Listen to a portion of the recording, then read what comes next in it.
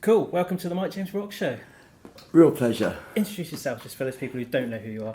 Well, my name's Jas Coleman, and I sing in Killing Joke, and I play the keyboards in Killing Joke. I never wanted to be a singer, I have to say that. Oh, really? When I started with the band, I was just a keyboard player. Yeah. And that's all I ever wanted to do is play the keyboards. But then, going back to the punk years, I remember youth saying, well, we don't want to pay for an extra member of the band to come in because it means we only get 20% each.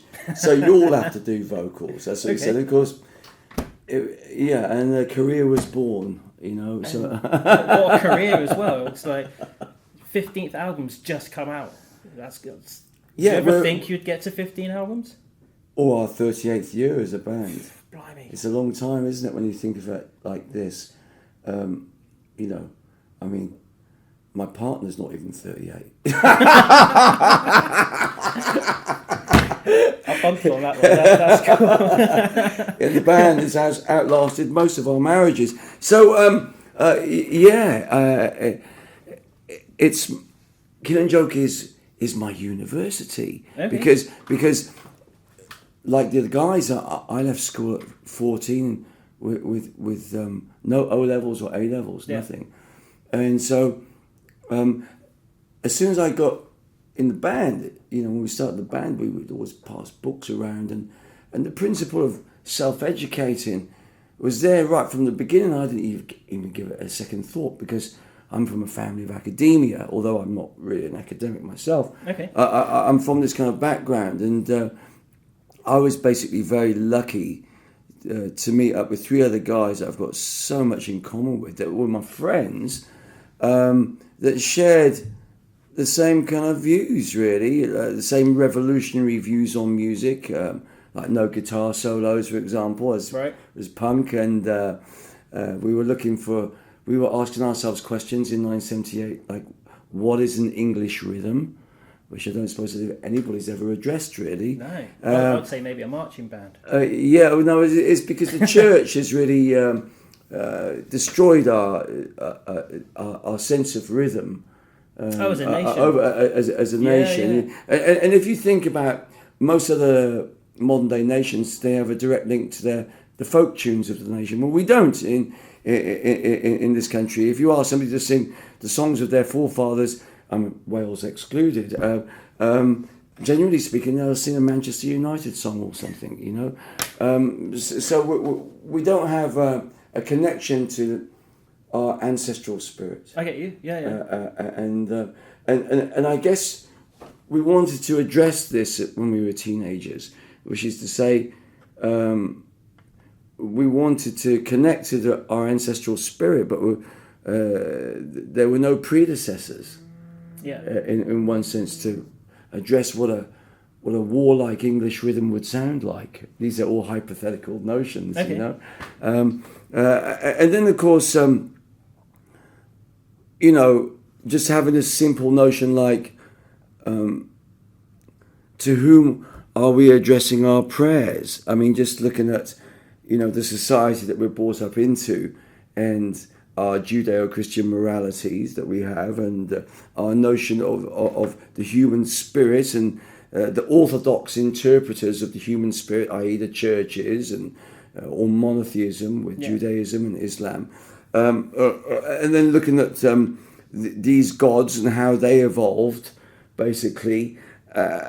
This was very much part of Killing Joke. Right, okay. Yeah. Also, I think. I've been checking out some of your newer stuff at the moment. I think we've always been virulently anti-Christian, the whole band. Okay. In our outlook, because we see it as essentially a false religion. Yeah. And I would say that monotheism, generally, when I look at Christianity, Judaism, and Islam, the one thing they all have in common is they are apocalyptic religions.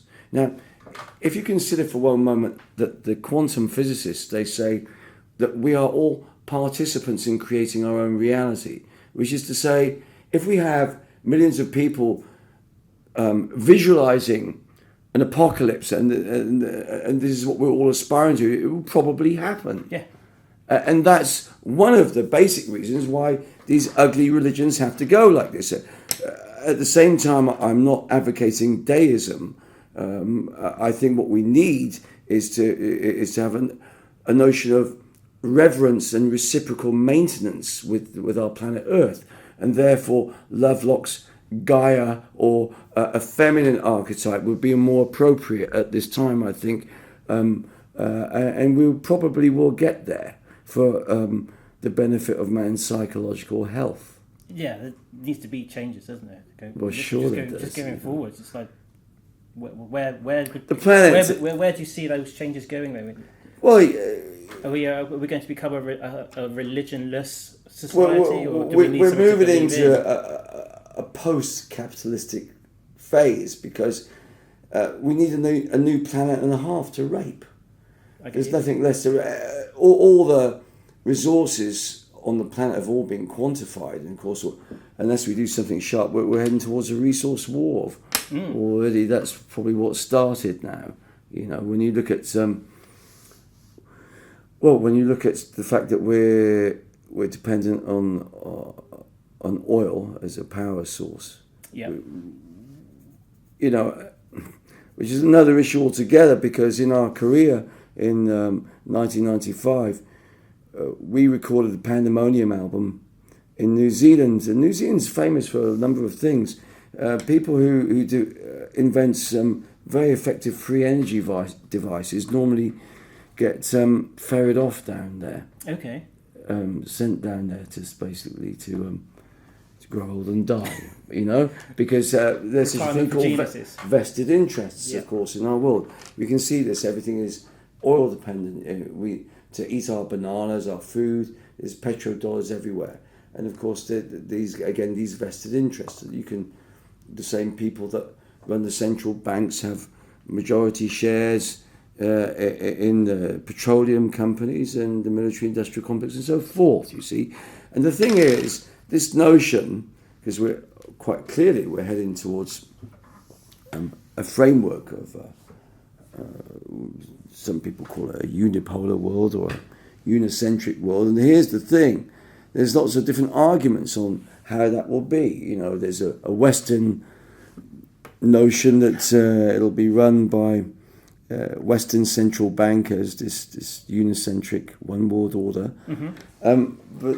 But there again, perhaps China and Russia disagree on this notion. Yeah. And anyway, even if we agreed on the idea of an elite at some point, an elite by definition could never be central bankers, because we don't need bankers, because capitalism's finished because there's nothing left to sell. Yeah. The way I see it. That makes sense to me. You know, at the moment, just to look at human development, it's only Iceland and Bhutan that consider human well-being to be more important than growth. Oh, really? Yes. Costa Rica, I believe. Of course, they joined those three. But it just tells you what an ugly phase we are in terms of human development. Yeah. That everybody has become so self-obsessed, and the me generation has become so ugly. The way we look at migrants, for example, in Europe, is a good example, you know, as a threat to us. Of course, we tend to omit the contentious fact that we've bombed Syria, we started war in Iraq and Afghanistan, and we fomented revolution in so many Arab nations, Jasmine revolutions, and we fomented colour-coded revolutions on Russia's border. And if you combine this along with how the multinationals are raping Africa, then you can see, when you look at these migrants, that they are a result of our foreign policies, our actions and our greed. And what's so tragic about all this is we've got to this point where because I don't know why, but it seems to me as soon as somebody makes their first couple of billion, I'm thinking of people like Sir Richard Branson, and I'm thinking of people like Ted Turner, and our friend from Apple Computers, Melinda and Bill Gates. For some reason, they think that when they have this tremendous success, they have the right to say that the world is overpopulated and they can decide who's going to die, basically. And they talk, of course, about population control, and that's what's happening, basically. The Global 2000 report that was started under President Carter and finished with Clinton says that we need to cull the world's population by some 3 to 5 billion. That's a substantial amount, isn't it? So a policy of soft kill has been introduced. You don't think they've done nothing about it? That'd be ridiculous. And of course, if you spray the skies with aluminium, human beings, their bodies go on the immune system goes on a slow shutdown when aluminium fluoride poisoning. Right. Okay. Yeah. So there's a policy of soft kill. This and of course Codex Alimentaris with the World Health Organization, which is of course taking out the nutrients. There's a local band called Codex Alimentaris, and well, good for them. They're all about promoting the whole ethos of the Codex. Well, you see, these are things that have to be addressed, and it's one of the reasons why I'm working with the United Nations now, because I think that even in the small way of working with United Nations Orchestra and everything, I think that having good people in the United Nations can address these things. Of course, we need a new collectivism, because we don't need to cull the world's population. We just have to change our diet.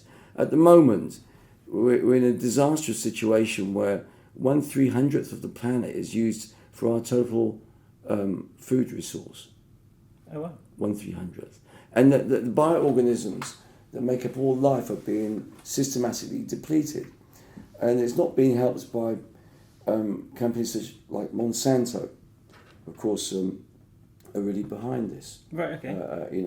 I would systematically strip these companies. I would stop them and probably imprison their CEOs if I had my way. I don't know what to say about what's happening in the world now. I think it's gone so far.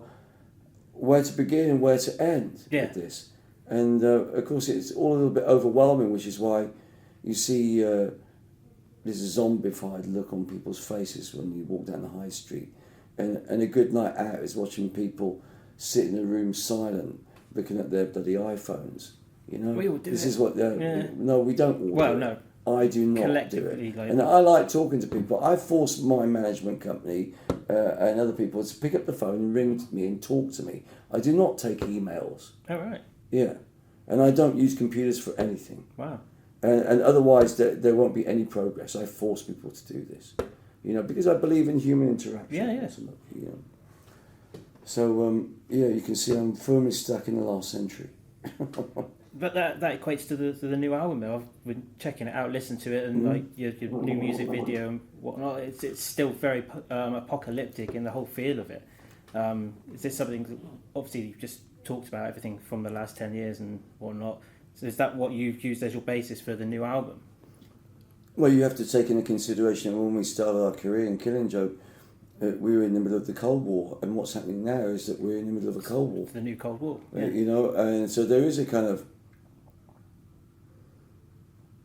sense of return to this horrible tension in the air. Yes. That is, and people are again living in the frail present tense and frightened to even peep at the future. They're worried about holding their jobs down. They're worried about paying their mortgages, their debts, and putting food on the table for their loved ones. This terrible struggle that's there, and of course, historically, we should be starting an all-out world war now to cull the population, but with modern technology, it's just not possible, is it? No one benefits. Sorry? We've got a Cold World War.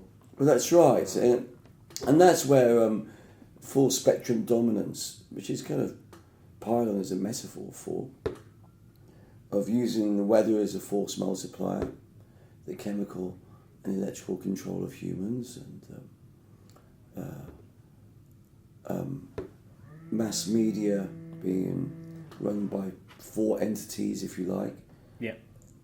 Half the world being owned by 85 people. It's incredible. How is it possible that we can let this happen? That this country can spend $3 billion on upgrading weapons of mass destruction, I find incredible, unbelievable. That we went into Iraq looking for weapons of mass destruction, and we're spending $3 billion on upgrading weapons of mass destruction that we can't even launch without American permission. So in effect, we get a $3 billion bill for weapons that we can't use, that would be immoral to use on other members of the human race anyway. Yeah. You see, there is screaming insanity. There is the screaming insanity. And the sole reason why I need Killing Joke, why I need it. Yeah. So I can process this sick world that we're in, and it needn't be like this. That this is a dark phase that in my heart of hearts I believe we will pass through. You know. You do see there is a light at the end of the tunnel. Then we can come through this as a human. I believe that we will have to all pull together for the survival of the human race in the end, and that you and I and the ordinary people that are on the surface of this globe, we're all in the same boat. You know, 1 in 5 of us suffers from depression. Yeah. You know, most of our friends are skin. Most of the time, I'm skin even. You know, people don't want to know the truth. No. They don't want to know that, you know, I've got £800 in my bank account and that we struggle too. They want me to provide a more desirable reality that they can escape into. But I'm not going to do it. Because it's not like that. No. You've got to tell the truth, haven't you? You know? Yeah, you've just got to get the message out. And I think that's it, really. I mean, we've had a very, very dark year in Killing Joke. It's certainly Geordie and myself. Death, suicide, and poverty. And these factors give us empathy with people, I think. Yeah. You know. Yeah. And when I see the people of this country, and especially young people, before they even started their lives, that they're being told, if you don't get top grades of university, don't do this, there's no chance for you. I wouldn't even get out of bed. You know? So I want to be part of a counterculture with a solution of another way of living. Yeah. You know? And I take a lot of my inspiration from Epicurus. Epicurus, he said, of course we know that good fine cuisine and dining is normally associated with being Epicurean, but Epicurus basically, he was the first real communist and squatter, if you like, because he said that we only have to really do a couple of hours tending the garden in the afternoon, each one of us, and the rest of our time we should be spent contemplating on the arts and the finer things in life. And I'm inclined to agree. Yeah. I don't believe in the Protestant work ethic. I think it's the biggest load of shit I've ever heard. I'm completely against it. Mankind should spend his time doing the things that gives him deep pleasure. Yes. I completely agree with you on that. You know, everyone would think the same. You know, I can't advocate breaking the law, and I'm against, sort of chemical drugs and this kind of thing. But I don't blame young people for selling weed. I did it too. We all did. And long live squats, because there would be no Killing Joke without squats, because we couldn't afford a place to live, put our heads down while it's the same now. There's so many derelict buildings. Oh, that's so right. many homeless. You've got and how many people in Spain? Like 11 million empty houses. Yeah. I mean, what kind of society are we? It's crazy. Yes. So there's so much negativity around, but the dream is simple. It's a village that is self-sustainable, and then every village and every city becoming self-sustainable. You want to eat potatoes in Manchester? We have to grow them in Manchester. We don't want to use petrodollars anymore. We have to use the best minds to how we can clean our rivers and purify our soil and our air. We need these revolutionaries to heal the planet, to say, yes, it's possible, and to find a fairer system, because there will always be trade. Yeah. But capitalism, the way it is now, it's finished. It must go. It must go. We need to systematically disengage the central banks. We need to systematically find out the majority shareholders of the top 500 companies, and we need to disengage them. I believe in absolute mass nationalisation of everything. I believe that everybody's back garden, every park is a source of food. I would increase food supply. If I had my way, I'd decommission CERN and every nuclear power station on the planet. Okay. And what, use solar-powered wind We have even better forms of power than this. You're joking. If you have a look, there's so many different forms of alternative power that have been made at the patents. What has happened to these people? What's happened to these ideas? Again, we have the problem of vested interests, you see. The vested interests. And that's why at some point there has to be a big change.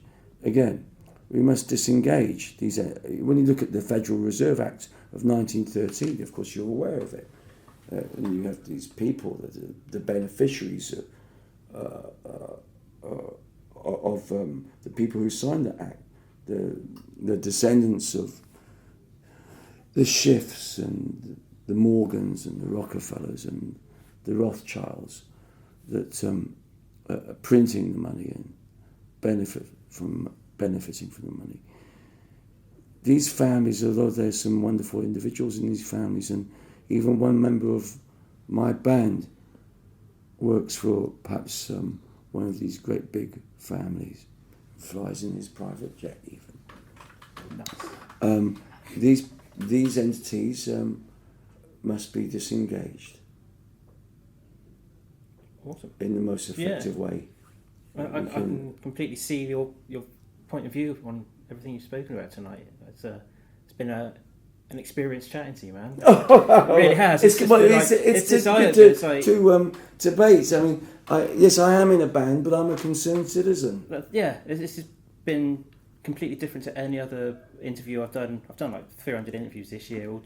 Bands want to talk about their new album and their tour, and you haven't talked about it at all, really, and just opened my eyes to a bigger world and those are the things that bleed into our music. Yeah, and it's getting that no, and people can hear them and watch this interview and go, now I understand what the album's about and what Killing Joke are about. It's been a pleasure chatting to you. It really has. Tonight we're going to try out some. We haven't even practiced some of the things that we're going to try out tonight. So God help us, and don't laugh when it all falls to bits. But that's the wonderful thing about Killing Joke.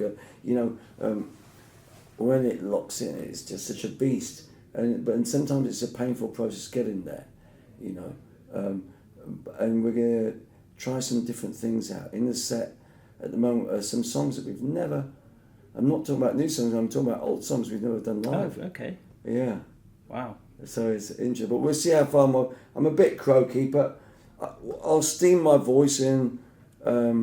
It's just not a perfect world. You can go, there's not enough time for rehearsal. Sometimes we don't have a day to rehearse because it's not the money.